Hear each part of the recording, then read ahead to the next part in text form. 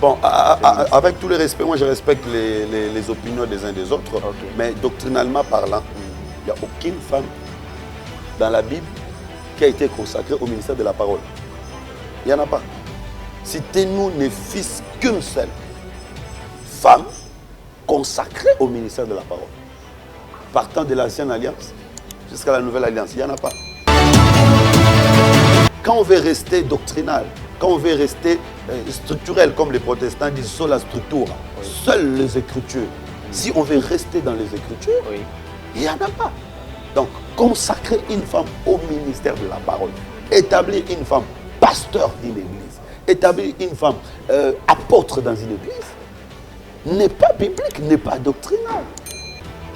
C'était ne fût-ce qu'une seule femme apôtre.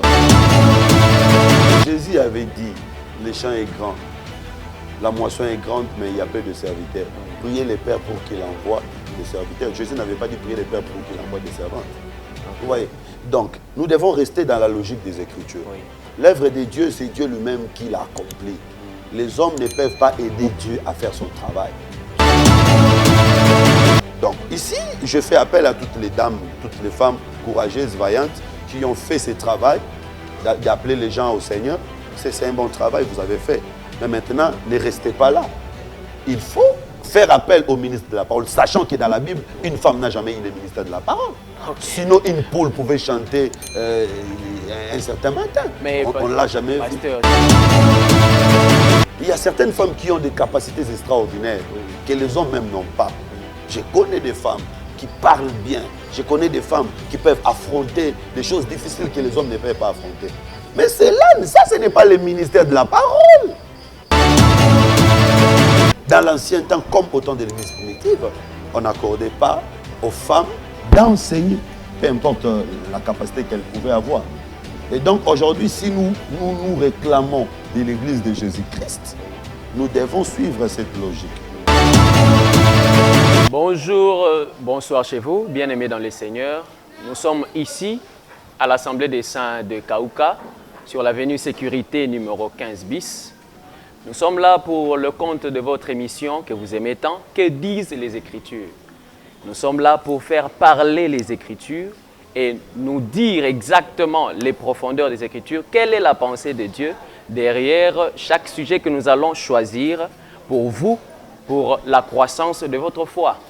Aujourd'hui, nous sommes là pour parler de ces choses avec le pasteur responsable de cette église, l'Assemblée des Saints de Kaouka. Nous sommes là avec le pasteur Jétro. Aujourd'hui, nous allons aborder pour vous un sujet très très pertinent, un sujet qui a divisé tant de gens, tant de chrétiens dans le monde entier. Nous allons parler du ministère de la femme. Est-ce que la femme doit prêcher dans l'église ou pas? Nous allons le savoir. Nous allons voir aujourd'hui la vie du pasteur Jétro. Il va nous parler selon les Écritures, pas selon sa propre pensée, mais selon les Écritures. Bonjour pasteur. Bonjour bien-aimé Alain. Peut-être que j'ai mal fait la présentation. Vous pouvez vous présenter pour nos bien-aimés qui vous écoutent.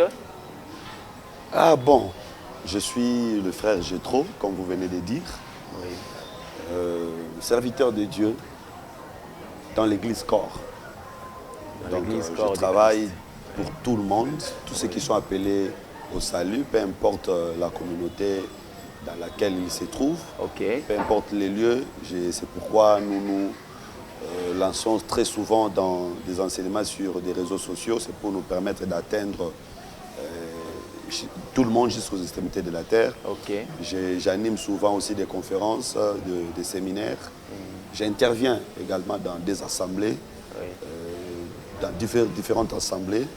Donc notre vision n'est pas limitée dans une seule communauté. Et notre vision est élargie, vraiment élargie à l'église corps. Mais alors nous avons quand même notre fief, notre base. C'est l'Assemblée des Saints de Kaouka, là où nous sommes, nous travaillons. C'est de là que nous partons. Et à chaque fois que nous partons, nous revenons. C'est la base. D'accord. Merci beaucoup, pasteur. Nous allons sans plus tarder prendre la première question sur le ministère de la femme. Vous, personnellement, dites-nous, croyez-vous au ministère de la femme? Est-ce que la femme est autorisée à prêcher dans l'église? Vous avez posé deux questions différentes. Oui, La deux première questions. Vous m'avez dit, croyez-vous au ministère de la Oui. femme? Oui, je crois au ministère de la femme. Est-ce que la femme est autorisée à prêcher dans l'église? Oui. J'ai dit oui, j'ai dit aussi non. Comment ça, oui et non? Oui, alors, je vais commencer par expliquer c'est quoi les ministères. Oui. Et puis pourquoi je crois au ministère de la femme. Quand je dis je crois au ministère de la femme, qu'est-ce que je vais dire par là? D'accord. Premièrement, le mot ministère veut dire service. Ministère veut dire service. Ok. Si vous rentrez dans l'étymologie des mots, les mots a été plus employé dans le cadre biblique. Oui. Les mots a d'abord été originalement employé en grec, diakona. Ok. Diakona qui veut dire service. D'accord. Donc, en grec, on disait diakona, c'est le service. Et donc, si on dit ministère de la femme, la traduction littéraire veut dire service d'une femme. Donc, une femme peut servir dans l'église. Donc, quand je dis que je crois au ministère de la femme, c'est que je crois que la femme peut servir. Et maintenant, dans l'église, nous avons plusieurs sortes de ministères. Nous avons, bon, je peux les répartir en deux catégories.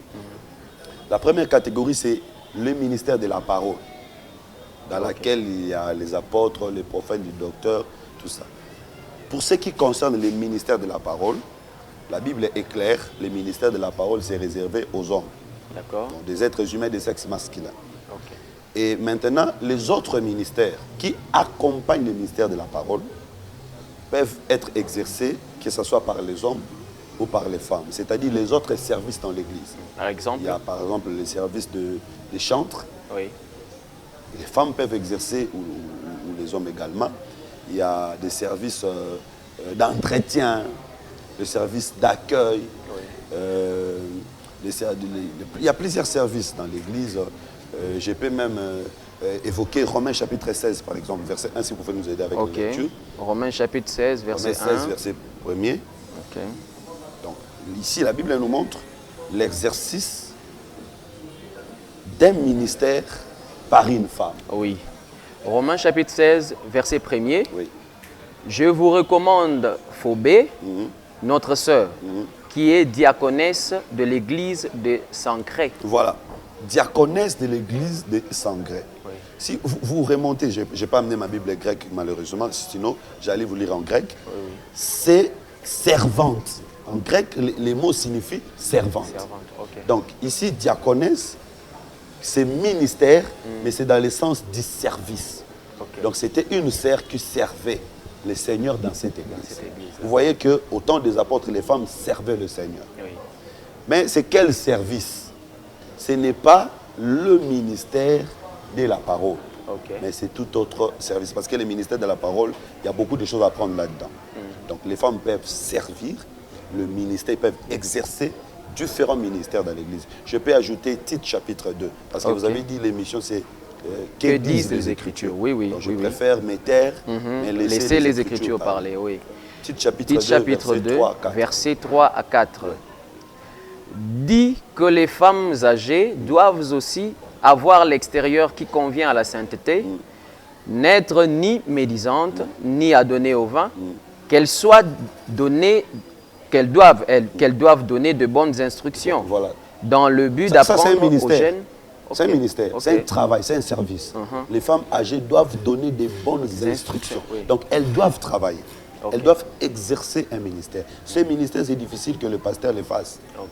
Parler aux femmes mariées sur des choses du mariage, sur certaines choses intimes, c'est difficile qu'un pasteur le fasse. Mais les femmes âgées peuvent le faire.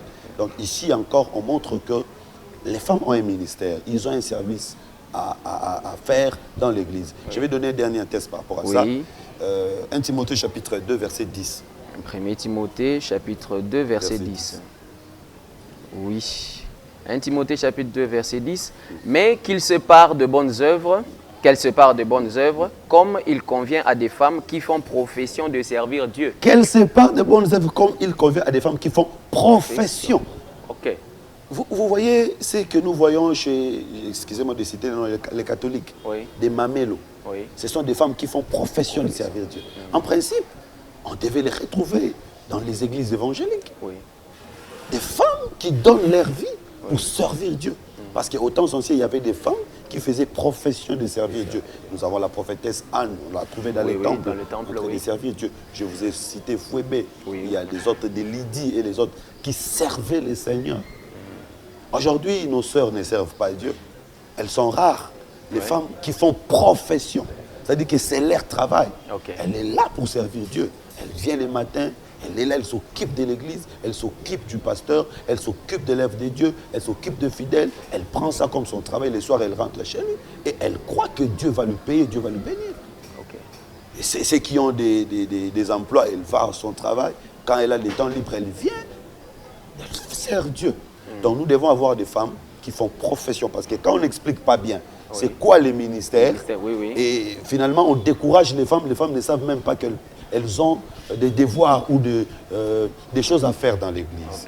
Alors, il y a une différence entre ministère de la parole et ministère tout court. Donc quand on dit ministère, c'est service, la femme peut exercer un ministère. Maintenant, la deuxième question, vous avez dit, est-ce qu'une femme peut prêcher? Prêcher dans l'église. Prêcher dans l'église. Il y a des nuances. Déjà, le mot prêcher veut dire quoi? Je préfère toujours rentrer dans l'étymologie. Parce qu'aujourd'hui, les gens en prennent des mots, ils utilisent sans pour autant comprendre l'essence originale du mot. Le mot prêcher, en hébreu, en grec d'abord, c'est kérigma. C'est kérigma. Et en hébreu, c'est kéria. Ça veut dire annoncer une bonne nouvelle.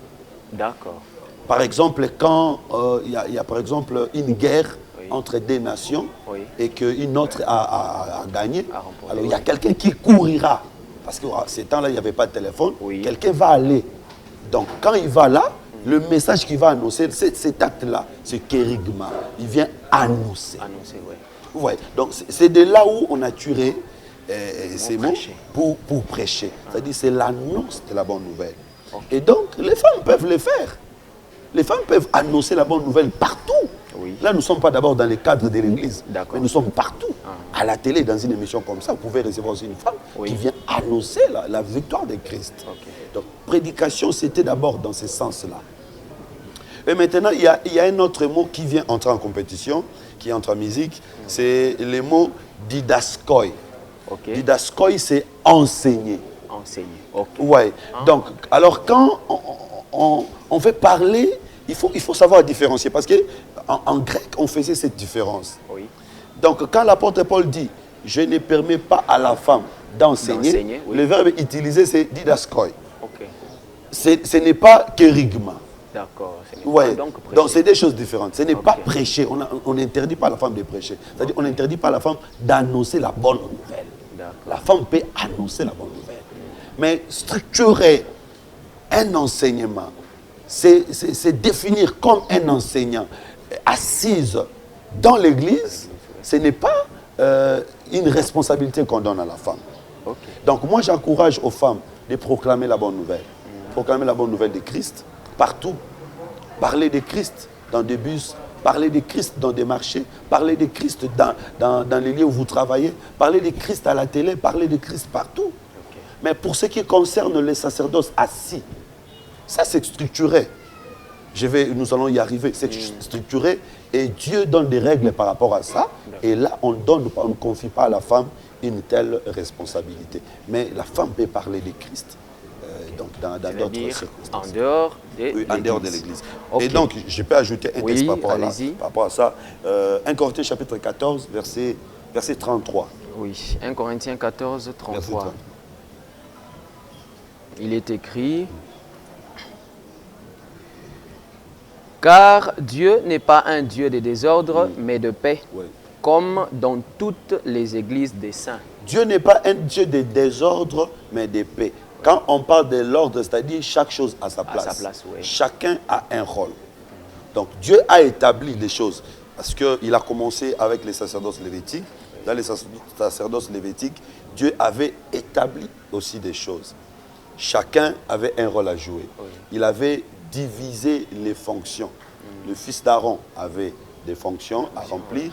Les fils de Lévi, les Kéatites, les Mérarites, les Gershonites. Et les femmes aussi avaient une place dans le travail. Mais pour ce qui concerne l'autel, aucune femme n'est montée sur l'autel. Et donc quand on ramène les choses dans la Nouvelle Alliance, L'autel, on peut dire c'est la chair, là où l'animal est déchiré. La femme n'y monte pas. Mais dans les services, la femme peut participer. La femme peut participer dans les services, dans certaines choses, pour préparer certaines choses. Mais pour ce qui concerne l'autel, dans la Nouvelle Alliance, il n'y monte pas. Et donc, même l'apôtre Paul, quand il parle dans 1 Corinthiens chapitre 14, il dit, la loi les dit aussi, comme les dit aussi la loi. Parce que l'enseignement des apôtres, l'enseignement de l'Église primitive était basé sur la doctrine des apôtres et des prophètes. Et donc, tout ce que les prophètes ont fait n'ont pas été rejetés en bloc. Il y a certaines choses qui constituent les sous-bassements doctrinaux aujourd'hui et les enseignements apportés par les apôtres. Alors, si vous retournez dans ce que les prophètes ont fait, vous allez trouver qu'il y avait des femmes qui annonçaient les oracles des dieux, qui annonçaient la bonne nouvelle des dieux. Mais elles n'avaient pas le ministère prophétique comme les autres. Il y a Déborah, par exemple, à travers qui Dieu a parlé. Déjà là, je peux dire que Dieu utilise qui il veut pour parler. Dieu peut utiliser même un cheval, une âne pour parler. Donc pour annoncer un oracle, pour envoyer un message, Dieu n'est pas obligé de se servir seulement d'un homme. Mais pasteur, en parlant même de ça, est-ce que une personne qui a reçu l'évangile par une femme, cette personne-là, on peut dire que cette personne-là peut être convertie. Est-ce que quelqu'un peut être converti par un tel message? Oui, mais c'est dans la logique où je suis. Je suis en train de dire que les femmes doivent annoncer la bonne nouvelle. Quand les femmes annoncent la bonne nouvelle, les gens vont écouter, les gens vont croire. Mais cela ne fait pas de ces femmes ministres de la parole. Pas du tout. Pas du tout. Oui, mais mon problème est que ma question est sur le fait de la conversion. Oui, si quelqu'un est converti parce qu'il a écouté une bonne nouvelle annoncée par une femme, il sera sauvé. Je vais vous donner un exemple dans la Bible. Jean chapitre 4, lisons ça. Jean chapitre 4, prenons le verset 33. Ok. Jean chapitre 4, prenons d'abord le verset 28 à 30. Jean chapitre 4, verset 28 à 30. Alors, la femme ayant laissé sa cruche s'en alla dans la ville et dit aux gens, venez voir un homme qui m'a dit tout ce que j'ai fait. Ne serait-ce point le Christ? Ils sortirent de la ville et ils vinrent vers lui. Pendant ce temps, les disciples le pressaient. D'abord, ça c'est la première partie. Prenons maintenant le verset 39. Le verset 39. La femme est allée annoncer à la ville. Venez voir, je vis quelqu'un qui m'a tout dit. Et ce n'est pas lui le Messie. Elle est allée annoncer la bonne nouvelle. Et les gens ont cru. Les gens sont venus. Verset 39. Plusieurs Samaritains de cette ville crurent en Jésus. Moi, j'encourage. À cause de cette déclaration formelle de la femme. La femme a dit, il m'a tout dit. Et les gens ont cru. J'encourage aux sœurs de parler du Seigneur. Que les gens croient aussi, parce qu'une sœur avait parlé. Continue. Il m'a tout dit. Il m'a dit tout ce que j'ai fait. Aussi, quand les Samaritains vinrent le trouver, ils le prièrent de rester auprès d'eux. Et il resta là 2 jours. Un beaucoup plus grand nombre crurent à cause de sa parole. Et il disait à la femme. Voilà. Les gens ont cru. Ils ont même demandé à Jésus de rester avec eux pendant 2 jours. Jésus est resté. Qui était l'auteur de tout ça? C'était cette femme. La femme. Mais après, qu'est-ce qu'ils ont dit? Ce n'est plus à cause de ce que tu as dit que nous croyons. Voilà. Car nous l'avons entendu nous-mêmes. Et nous savons qu'il est vraiment le sauveur du monde. Ce n'est plus à cause de ce que tu as dit que nous croyons. C'est que le niveau devait monter. Au premier degré, c'est la femme qui a annoncé. Ils ont écouté la femme, ils sont venus. Mais quand ils sont venus, ils ont eux-mêmes écouté Jésus. C'est-à-dire, ici, ils ont écouté maintenant les ministres. Donc la femme a annoncé. La femme n'a pas le ministère de la parole. Mais la femme a le droit d'annoncer la bonne nouvelle. Et qui écoute la femme peut venir. Et quand ils sont venus, là où était le ministre de la parole, qui est Jésus, ils ont écouté et ils ont dit à la femme. Ce n'est pas qu'ils ont été ingrats à l'égard de la femme, mais c'était une réalité doctrinale. Ils ont dit à la femme, ce n'est plus. C'est-à-dire, nous avons changé de niveau. Ce n'est plus parce que tu nous avais dit qu'il t'a tout dit que nous sommes là, mais c'est parce qu'il nous a dit des choses plus fortes. C'est-à-dire que Jésus, plus forte. Jésus avait dit des choses plus fortes, plus que même un simple témoignage. Parce que la femme n'avait donné qu'un simple témoignage. Mais quand ils sont arrivés auprès de Jésus, ils ont écouté l'enseignement, ils ont dit à la femme, non, Si c'était seulement à cause de ton témoignage, nous aurions peut-être lâché. Mais maintenant, ce qu'il nous a dit, nous ne pouvons plus nous séparer de lui. Okay. Donc, quand une femme va pour annoncer la bonne nouvelle, elle n'a pas toutes les profondeurs possibles. Okay. Mais elle dégage ce qu'elle a, la capacité, la connaissance qu'elle a, la foi qu'elle a. Elle peut dire ce que le Seigneur est pour elle, ce que le Seigneur a fait pour elle, ce qu'elle connaît du Seigneur. Et maintenant, quand les gens viennent dans l'église, ils doivent rencontrer les ministres de la parole. Okay. Les ministres de la parole doivent faire asseoir tout ce monde dans la parole. En ce moment-là, ça ne sera pas tout simplement, ils ne fonderont pas leur foi sur ce qu'ils avaient écouté auprès de la femme, oui, mais ils fonderont leur foi sur l'enseignement donné par les ministres de la parole. Donc c'est ça les deux niveaux que les gens doivent comprendre. Ok. Merci bien, pasteur. J'aimerais ajouter quelque chose pour poser une question. Là, je vois qu'il y a un serviteur de Dieu dans cette ville qui donne son témoignage en disant qu'il a reçu l'évangile au travers d'une femme. Et il a été établi au ministère. Mais aujourd'hui, il dirige une église locale. Il aussi consacre les femmes au ministère. Il laisse la place aux femmes à prêcher à l'église. Qu'est-ce que vous pouvez dire à propos de bon, avec tout le respect, moi je respecte les opinions des uns des autres. Okay. Mais doctrinalement parlant, il n'y a aucune femme dans la Bible qui a été consacrée au ministère de la parole. Il n'y en a pas. Citez-nous ne fût-ce qu'une seule femme consacrée au ministère de la parole. Partant de l'ancienne alliance jusqu'à la nouvelle alliance, il n'y en a pas. Donc quand quelqu'un le fait, oui, il est tout simplement en dehors des Écritures. Peut-être dans des civilisations d'aujourd'hui, ça se fait aux États-Unis, au Nigeria, oui, mais dans la Bible, il n'y en a pas. Quand on veut rester doctrinal, quand on veut rester structurel, comme les protestants disent, sola structura, oui, seules les Écritures. Si on veut rester dans les Écritures, oui, il n'y en a pas. Donc, consacrer une femme au ministère de la parole, établir une femme pasteur d'une église, établir une femme apôtre dans une église, n'est pas biblique, n'est pas doctrinal. C'était ne fût-ce qu'une seule femme apôtre. Mais pasteur, il dit par exemple qu'il y a des pays qui sont lointains. Ces pays-là demandent que les gens soient là-bas. Donc, on peut consacrer les femmes parce que, selon lui, les hommes sont peu nombreux. On a besoin des femmes pour nous soutenir dans le ministère. Donc, il faut les envoyer au fin fond du monde, les extrémités de la terre, pour préparer l'épouse. Les femmes ne sont pas devenues plus nombreuses que les hommes aujourd'hui. Ça a toujours été comme ça. Il parle dans le ministère. Dans le ministère. Il n'y a pas assez de ministres pour prêcher la parole. Il faut rajouter les femmes. Jésus avait dit, le champ est grand, la moisson est grande, mais il y a peu de serviteurs. Oui. Priez les pères pour qu'il envoie des serviteurs. Jésus n'avait pas dit prier les pères pour qu'il envoie des servantes. Okay. Vous voyez? Donc, nous devons rester dans la logique des Écritures. Oui.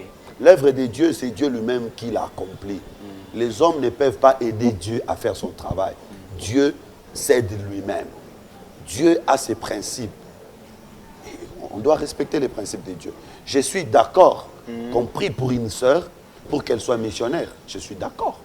Elle peut aller, on peut envoyer une sœur en mission d'évangélisation. L'évangélisation? Oui, okay. On peut envoyer. Parce qu'aujourd'hui, les gens ne comprennent pas les termes mission. Oui. Quelqu'un qui quitte ici, va en Bandaka, prêcher dans une église, il dit que je vais en mission. Oui. C'est quelle mission? Vous quittez dans votre... Moi, je quitte ici, à Kaouka, je vais chez Dr Fichans en Bandaka. Oui. J'ai dit que je vais en mission. Quelle mission? La mission veut dire quoi? Parce que chaque mot a une signification dans un domaine. Le mot mission est un mot polysémique. C'est-à-dire que dans chaque domaine, le mot mission signifie quelque chose. Ouais. C'est-à-dire que dans les domaines militaires, par exemple, on te donne une mission. Oui. Peut-être c'est pour aller tuer quelqu'un, oui, c'est pour espionner quelqu'un. Oui. Mais dans les domaines évangéliques, je vais en mission, c'est pour aller rechercher les âmes perdues. Okay. Et donc, on ne va pas aller rechercher les âmes perdues là où on a déjà gagné les âmes. Ok. Ouais, tu ne peux pas aller rechercher les âmes perdues là où on a déjà gagné les âmes. Il faut aller rechercher les âmes perdues là où elles sont réellement perdues. Oui. Au commencement, au début, la voix de Dieu parcourait les jardins. Oui. Adam, où es-tu? Parce que Adam était effectivement perdu. Donc, je ne peux pas quitter mon église, aller dans une église où c'est déjà bien établi, les gens sont là. Je dis que je vais en mission. Le mot mission dans le cadre de l'évangile, veut dire rechercher les âmes perdues. Ça, ce n'est pas une mission. Il faut chercher un autre nom, une autre appellation à ce que nous faisons toujours. Okay. Alors, j'ai dit qu'on peut envoyer une femme en mission. Okay. On peut envoyer une femme à Bikoro. On peut envoyer une femme à Belle-Russie. On peut envoyer une femme en Chine. Maman, tu vas là-bas, tu vas prêcher que les gens se convertissent à Christ. Il n'y a pas de péché. Mais pasteur, ok, on envoie une femme en Bandaka par exemple. C'est elle qui est là, il n'y a pas de ministre. C'est elle qui a prêché la parole et les gens ont... Et puis, bon, nous sommes dans les si. Oui, si. Maintenant, on est dans une église. Pourquoi on choisit d'envoyer une femme? Ça aussi, c'est une question. Est-ce qu'il n'y a pas des hommes? Pourquoi on choisit d'envoyer une femme? Peut-être que cette mission-là, c'est seulement la femme qui peut le faire. Oui. Si nous sommes sûrs que c'est seulement elle qui peut le faire, on peut la voir, mais elle sera limitée. Oui, je dis, dans ce cas-là, si les gens croient, ces gens-là ne seront pas baptisés, est-ce que la femme peut baptiser? Non, non, pas du tout. Pas du tout. Vous avez l'exemple de Philippe, par exemple, qui avait fait une mission, et arrivé à un certain moment, il a fait appel aux apôtres. Oui, oui. Vous voyez? Donc, parce qu'ici, nous sommes dans la logique des fidèles.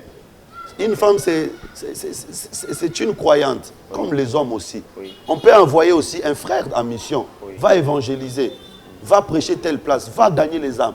Il sera aussi limité. Parce qu'il y a des actes pastoraux qu'il ne peut pas poser. De la même manière que la femme aussi ne peut pas poser certains actes pastoraux. Donc, arrivé à ce point, il fera appel au ministre de Dieu. Il y a un exemple typique dans la Bible. Philippe, qui était arrivé à un certain niveau, il fait appel aux apôtres qui sont venus pour faire d'autres services. Donc, ça, ce n'est pas le ministère de la parole. Jésus avait dit, allez, faites de toutes les nations mes disciples. C'est une recommandation donnée à tout membre de l'Église, qu'il soit homme ou femme. Vous voyez? Donc ça, c'est dans le cadre de la mission. Et toutes les personnes que cette femme peut gagner seront réellement sauvées. On ne va pas dire que c'est parce que cette personne a écouté l'évangile pour la première fois à la bouche d'une femme que cette personne ne sera pas sauvée. Cette personne sera sauvée. Mais la personne ne peut pas se limiter à ce que la femme lui a dit. La personne doit rencontrer un ministre de la parole.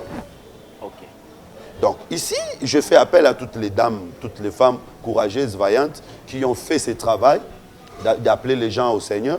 C'est un bon travail, vous avez fait. Mais maintenant, ne restez pas là. Il faut faire appel au ministre de la parole, sachant que dans la Bible, une femme n'a jamais eu le ministère de la parole. Sinon, une poule pouvait chanter un certain matin. Mais on ne l'a jamais vu. Pasteur, s'il vous plaît. Une femme qui est ministre a une église. Elle dirige une église. Est-ce que vous imaginez vraiment cette femme-là abandonner ce poste-là, abandonner ce travail-là, laisser place à un ministre? J'ai déjà vu ça. J'ai déjà vu ça à Lubumbashi.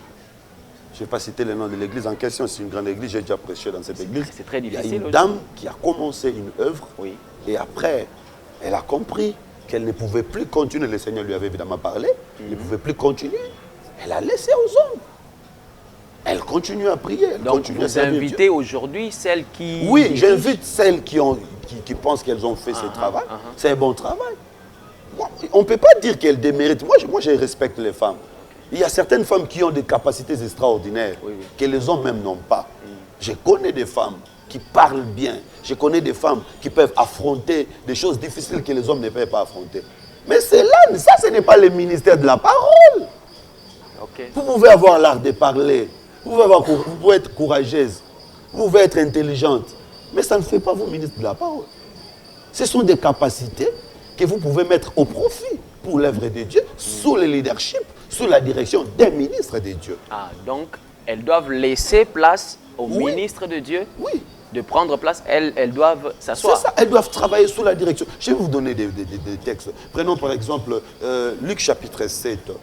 Luc chapitre 7. Luc chapitre 7. Pour aller vite, nous pouvons prendre le dernier verset. Prends le dernier verset de Luc chapitre 50. 7. Oui. Non, Luc chapitre 8, verset 3. Ah, 8, verset 3. Ok. Luc chapitre 8, verset 3. Jeanne, femme de Chouza, intendant d'Hérode, Suzanne et plusieurs autres qui l'assistaient de leurs biens. Jésus, comme ministre, travaillait. Il y avait plusieurs femmes qui l'assistaient. Ça, c'est aussi une manière... C'est un ministère. Okay. Ce sont des femmes qui exerçaient un ministère à côté du ministère de Jésus. C'était quoi leur ministère?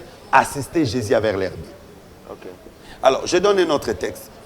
Marc chapitre 15, verset 40. Marc chapitre 15, verset 40. Oui. Il y avait aussi des femmes... Ça, c'est près de la croix du Seigneur. Oui. C'est 40. Il y avait aussi des femmes qui regardaient de loin. Oui. Parmi elles était Marie de Magdala, Marie, mère de Jacques le mineur, et de José, et Salomé, qui le suivaient et le servaient lorsqu'il était en Galilée, et plusieurs autres qui étaient montés avec lui à Jérusalem. Les femmes qui suivaient Jésus, qui servaient Jésus. Okay. Vous voyez? Donc ce sont des femmes servantes, des femmes qui avaient des capacités, mais elles ne pouvaient pas travailler seules. Il fallait qu'il y ait un ministre et que ces femmes soient autour de ce ministre. Vous pouvez servir Dieu à côté d'un ministre. Vous servez Dieu à côté d'un ministre avec votre don. Vous avez un don de libéralité. Vous pouvez servir Dieu à côté d'un ministre. Vous avez un don de guérison, parce qu'il y a des femmes qui ont des dons de guérison. Vous pouvez servir Dieu à côté d'un ministre. Un don d'hospitalité et plusieurs autres. Donc vous pouvez servir Dieu à côté. Parce que aller loin, vous serez limité. Certains actes pastoraux, vous ne saurez pas les poser. D'où il faut être à côté d'un ministre. Si on vous envoie aller faire un travail, vous le faites, vous rentrez dans votre base. Oui. Donc voilà un peu la manière dont moi je vois les choses. Les femmes peuvent travailler, mais elles sont limitées par rapport aux Écritures. Ok. Selon 1 Corinthiens 14, 34, l'apôtre Paul ici, il dit qu'il ne permet pas à la femme de parler. Mais ce n'est pas de prêcher. Il a dit, il ne permet pas à la femme de parler. Les autres soutiennent cela en disant que la femme bavardait en ce temps-là. Les femmes bavardaient dans l'église. C'est pourquoi l'apôtre a donné cette loi-là. La Bible dit, il est écrit, il est aussi écrit. Okay. Donc pour comprendre 1 Corinthiens 14, alors dans 1 Timothée 2, 1 Timothée 2, 9. Okay. Là, nous aurons la compréhension de 1 Corinthiens 14. 9. Je veux aussi que les femmes vêtues d'une manière décente, avec pudeur et modestie, ne se parent ni de tresses, ni d'or, ni de perles, ni d'habits somptueux, mais qu'elles se parent de bonnes œuvres comme il convient à des femmes qui font profession de servir Dieu. Je ne permets pas à la femme d'enseigner, ni de prendre l'autorité. Vous voyez, les parler dont il parlait là, oui. dont il disait là, permettez-moi la tautologie, oui. C'est l'enseignement. Ce n'est pas parler au sens strict. Parce que dans un culte, une femme peut dire Amen. Oui. On ne l'interdit pas. On n'interdit pas à une femme de dire Amen. On n'interdit pas non plus à une femme de chuchoter quelque chose à l'oreille à celui ou celle qui est à côté d'elle. Ce n'est pas parler d'une manière stricte, non. Mais le parler ici. Mais c'est écrit que si la femme veut s'instruire, qu'elle a qu'à demander à son mari à la maison. Oui, là nous montons dans une autre dimension. Mais ici, le parler dont on parle, le parler, bon, je peux mettre de la tautologie. Le parler dont il est question ici, oui. C'est l'enseignement. Vous voyez, dans 1 Timothée chapitre 2, c'est écrit clairement. Oui. On peut comprendre que l'apôtre parlait de l'enseignement. Il ne permet pas, ce n'est pas que lui, mais Dieu à travers les différentes lois et aussi à travers la doctrine apostolique, il n'autorise pas à une femme de prendre les bâtons de l'enseignement dans une église. Okay. Vous voyez. Mais alors, les femmes ont des moments où elles peuvent exposer ce qu'elles savent sur le Seigneur. Je vous ai donné les cadres des femmes âgées qui devaient parler aux jeunes femmes. Oui. Donc c'est possible dans certains cadres organisés par l'Église elle-même que les femmes interviennent. Mais dans des cultes, dans des rassemblements structurels du culte, dans l'ancien temps comme au temps de l'Église primitive, on n'accordait pas aux femmes d'enseigner, peu importe la capacité qu'elles pouvaient avoir. Et donc aujourd'hui, si nous réclamons de l'Église de Jésus-Christ, oui. Nous devons suivre cette logique. Ok. En tout cas, merci beaucoup, pasteur. Je vous donne la parole pour conclure aujourd'hui. Pour terminer aujourd'hui, j'ai dit, selon Actes des Apôtres, chapitre 2, à partir du verset 1er vers les bas, oui. Quand le Saint-Esprit était descendu, ils étaient environ 120 oui. Dans la chambre haute. ils avaient tous reçu l'Esprit. Mais qui a pris la parole pour enseigner? Pierre et les 11. Il n'y avait pas de discrimination? Non, c'est la doctrine. Ok. Tous avaient le Saint-Esprit, mais pour enseigner, Pierre et les 11. Ok. Les autres prophétisaient, les autres parlaient en langue, Oui, oui. mais pour l'enseignement, c'était Pierre et les 11. Donc les femmes peuvent prophétiser. Dans de la prophétie, les femmes peuvent parler en langue, les femmes peuvent avoir tous les autres dons. Mais pour ce qui concerne l'enseignement, les dons par excellence, comme l'apôtre Paul l'a dit, Oui. les dons par excellence, les dons du ministère de la parole, c'est réservé aux hommes. J'ai béni toutes les dames qui servent Dieu. Je demande seulement que celles qui ne sont pas conformes à la parole, qu'elles se conforment à la parole. Donc elles abandonnent des responsabilités qui reviennent aux hommes. Et je crois que le Seigneur va bénir. J'encourage nos sœurs à servir Dieu et j'encourage aussi tous les hommes de Dieu qui travaillent nuit et jour. Que le Seigneur bénisse. Beaucoup de respect, moi j'ai beaucoup de respect pour toutes ces femmes. Je ne dis pas qu'elles sont des sorcières, comme disent les autres. Non. Bon. Quand quelqu'un sert Dieu, peut-être qu'elle est dans l'ignorance, Oui. ou peut-être qu'elle a un zèle amer. Oui, oui. La parole de Dieu peut convaincre. À travers cette émission, s'il ne fût qu'une seule femme qui était dans cette erreur pourra revenir à la raison, je crois que la gloire reviendra à Dieu. Amen. Merci pour cette émission, merci à toute l'équipe technique. Merci beaucoup, pour pasteur. cette opportunité. Merci beaucoup, pasteur. Bien-aimés dans le Seigneur, vous l'avez compris, nous sommes précisément à la fin de notre émission. Que disent les Écritures? Aujourd'hui, nous avions parlé sur le thème qui est intitulé « Le ministère de la femme ». Nous étions avec le pasteur Jethro Mbaya et c'est maintenant que nous vous disons au revoir et que le Seigneur vous bénisse. À la prochaine.